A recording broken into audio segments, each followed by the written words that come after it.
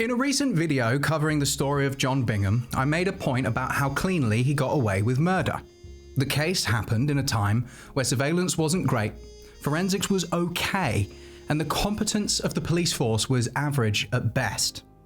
You'd expect that if someone was killed in the 21st century, we'd have a far easier time not only apprehending the culprit, but finding out exactly what happened. No. Oh boy. Have I got an absolute belter for you. Today's recipe requires 2 tablespoons of evidence tampering, a pinch of Russian involvement, and 500 grams of pure, unadulterated conspiracy. On a late summer afternoon in 2010, police officers responded to a welfare check in the city of Westminster. What was meant to be a routine door knock turned into something far more sinister, strange, and suspicious. As officers progressed through the London property, they caught sight of something that no amount of training could have prepared them for, as they were looking through the doorway of a master bedroom ensuite to see a bright red sports bag in the bathtub, padlocked shut from the outside. The property was immediately declared a crime scene, as officers confirmed that the naked, decomposing remains of a young man were inside the padlocked bag. Curious, right? How did he get there? Who would want to harm them? Was this self-inflicted? Things start to get a little more interesting once you find out that the young man called Gareth was a spy. He worked for MI6. He'd been working in conjunction with the FBI and the NSA. He had ties to Russia. Nothing was normal about this from the off. This case hangs in the balance as one of the most bizarre deaths that have happened in Britain since the turn of the century. A British intelligence officer with ties to international crime syndicates suddenly and unexpectedly is found dead, bundled into a sports bag that had been placed inside of his bathtub with precision and intent, while the entire investigation was found to be incompetent and stinks of evidence tampering. Ladies and gentlemen, my name is William and welcome to the Baker Street Bureau, the place where we dive into the strange, dark and mysterious goings-on in British history. And if that's your thing, make sure you subscribe and click that little notification bell. Now, the aspiring YouTuber waffle is out of the way. Let's get to business with the cover-up and conspiracy of Gareth Williams.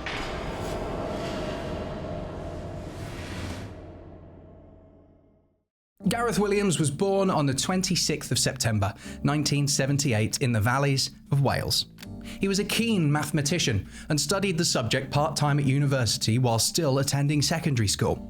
Aged only 17 years old, he graduated with a first-class degree and went on to gain his PhD at the University of Manchester.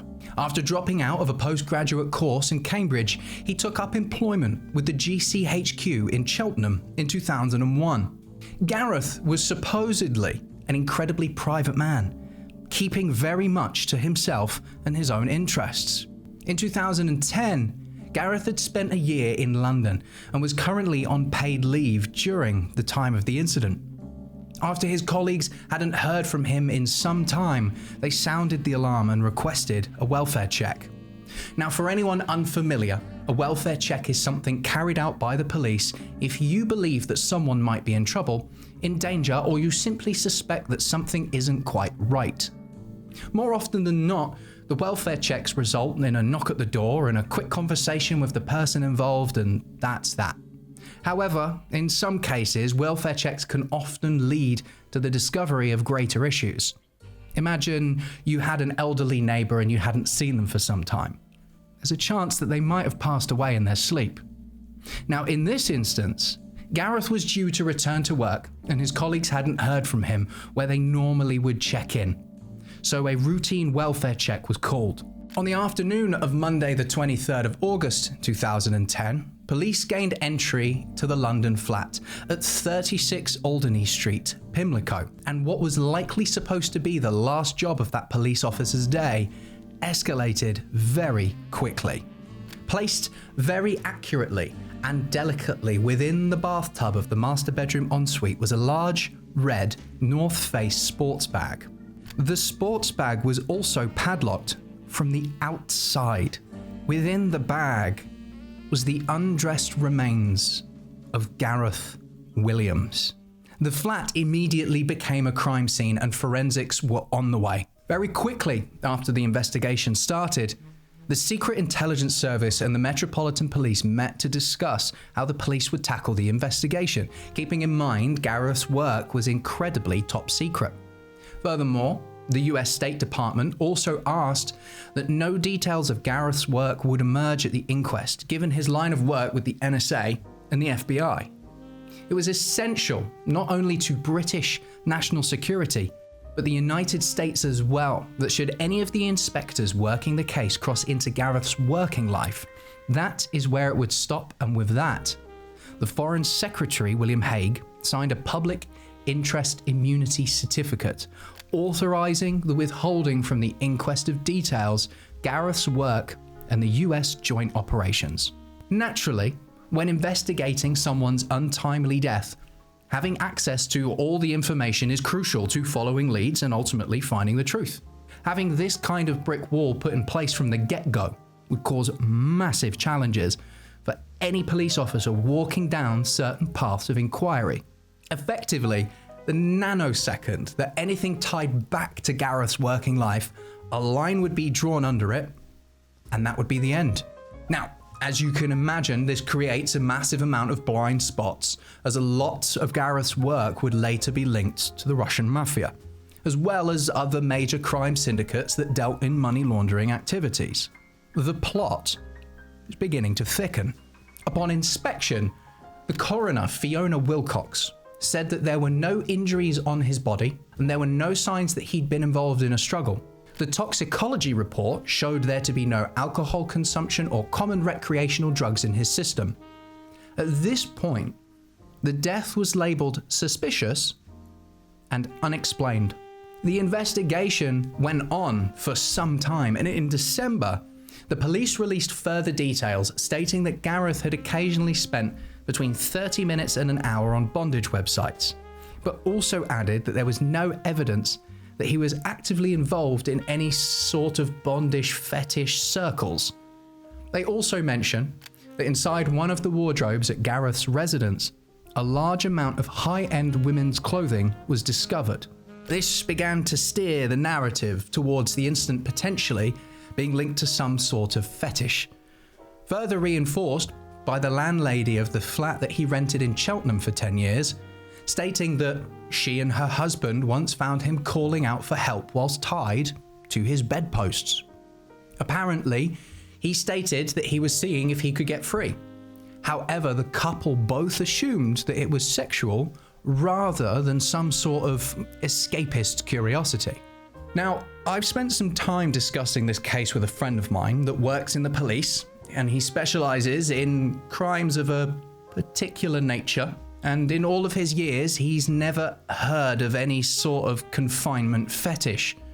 I've also done some rather light Googling on the subject, in incognito mode, and I also can't seem to find anything that seems to suggest that confinement, or something of this similar nature, is a focus of bondage enjoyers.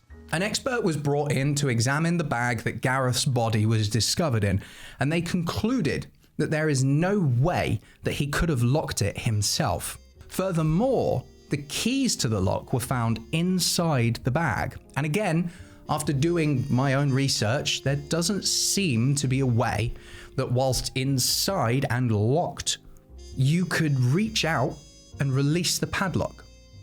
The expert stated that if he was alive, he got into the bag voluntarily.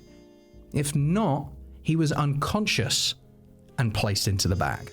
This reinforces the findings of the coroner, that there was no signs of struggle and no injuries sustained to the body. I do, however, find it really quite specific that no common recreational drugs were found in his bloodstream. What about the uncommon ones? The plot thickens.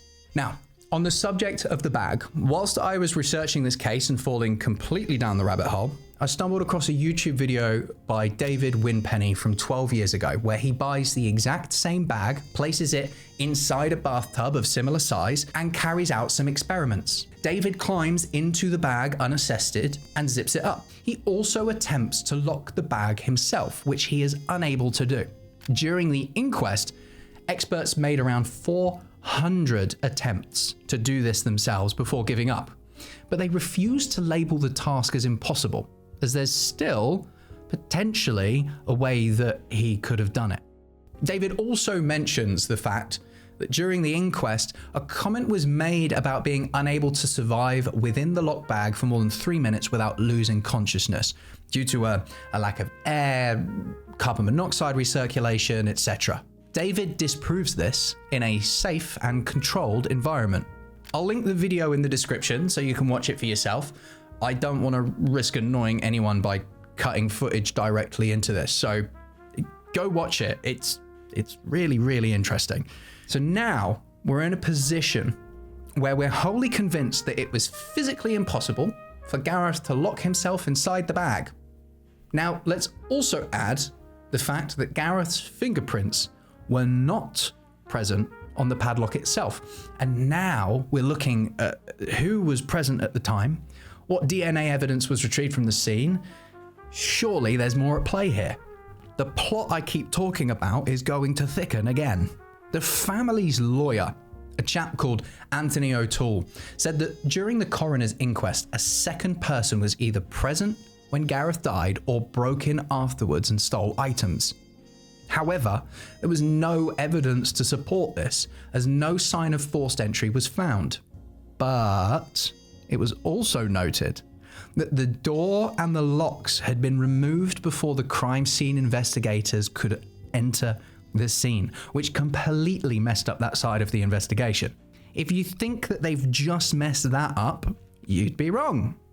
DNA was found on Gareth's hand, which turned out to be contamination from one of the forensic scientists. What's more, the information around that DNA was entered into the system incorrectly, which left the police chasing a lead that ultimately led to nothing and put massive strain on the people who had been investigated as a result of this. Now, if you remember that before I mentioned Gareth's fingerprints weren't found anywhere on the padlock or on the bag itself. The police found no gloves and nothing that would be used to cover up Gareth's fingerprints. So if he had even so much as handled the bag or the padlock, surely something would show up on it. Gareth's family alleged that crucial DNA was interfered with and that his fingerprints left at the scene had been removed as part of an alleged cover-up. DNA fragments from at least 2 other individuals were found on the bag. However, a forensic examination of the flat concluded that there was no DNA that pointed to a third party present at the time of his death. It is quite frankly a mess from all angles. Gareth's family by this point are expectedly very frustrated, not only at the poor show by the British police, but at the stone wall from the intelligence services. There's also a point of frustration coming from the fact that Fiona Wilcox, the coroner, was also the coroner for the death of William Brokeschmidt, who was an auditor at Deutsche Bank during the time that the bank was underwriting the legendary Danske Bank Estonia Russian money laundering operation. Coincidence? Conspiracy? The verdict was in, and it was as vague as the chain of custody that the evidence followed. Gareth's death was deemed unnatural and likely to have been criminally meditated. The coroner was satisfied that on the balance of probabilities, Gareth was killed unlawfully.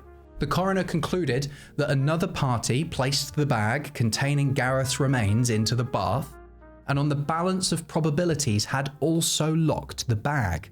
She went on to state that Gareth was probably alive when he was placed in the bag, as experts deemed that placing someone who is dead, due to how bodies react during rigor mortis, in the position that he was found would be improbable.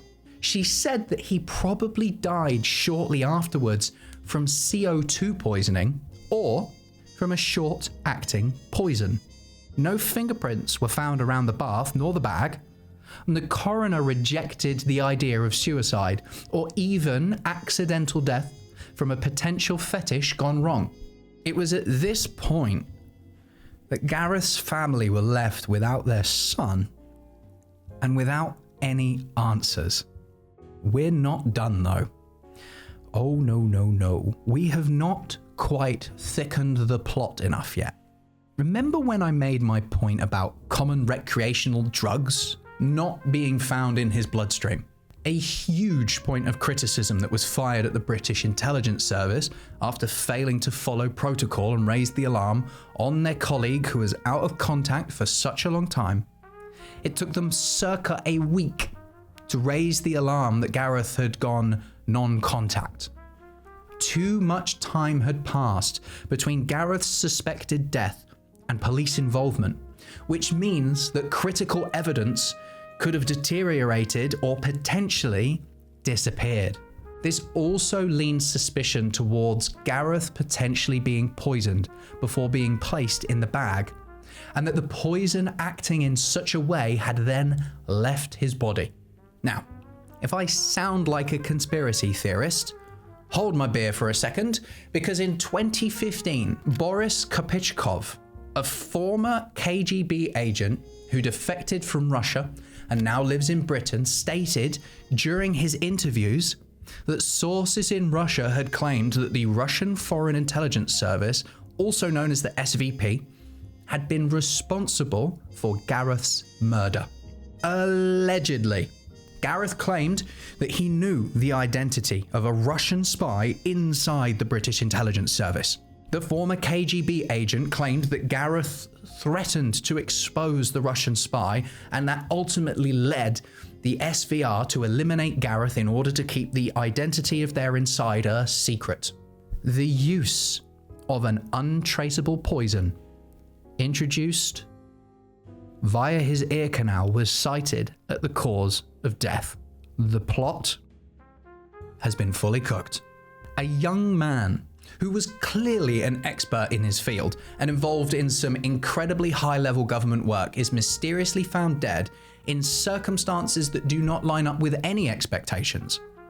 The police service flopped multiple times in terms of evidence handing, DNA preservation, and the level of inquiry given to Gareth's colleagues. A hugely confusing and unconvincing series of expert testimonies that have been both proven and disproven by people throughout the years. And a KGB agent that sat down over a cup of coffee and stated that it was all at the hands of the Russians. Normally, by the end of these videos, I like to leave you with a painted picture of what happened. Questions answered, curiosities satisfied. But in this instance, I'm just as puzzled as I was before I sat down and wrote all of this. What I can tell you is this: if my face is ever on the news in a similar light, I didn't do it. Ladies and gentlemen, my name is William, and this is the Baker Street Bureau, the place where we dive into the strange, dark, and mysterious goings-on in British history. And this has been the case of Gareth Williams and the incredibly suspicious circumstances surrounding his death. If you enjoyed this, please make sure to subscribe and like the video. I'm really enjoying making these, so it'd be awesome to get some real-time feedback. Leave me a comment about anything interesting that I might have missed out, or as well as any other ideas for other things that I could look into, and I'll add them to my list. But for now, I bid you all, wherever you are in the world, a good morning, a good evening, and good night.